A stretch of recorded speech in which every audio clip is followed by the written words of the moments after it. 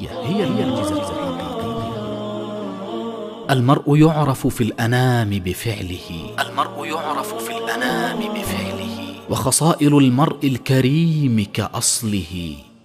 اصبر على حلو الزمان ومره، واعلم بأن الله بالغ أمره. وتجنب الفحشاء، لا تنطق بها ما دمت في جد الكلام وهزله. وإذا الصديق أسى عليك بجهله، فاصفح لأجل الود ليس لأجله. كم عالم متفضل قد سبه من لا يساوي غرزة في نعله.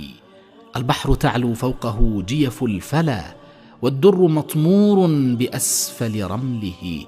وعجب لعصفور يزاحم باشقا إلا لطيشته وخفة عقله.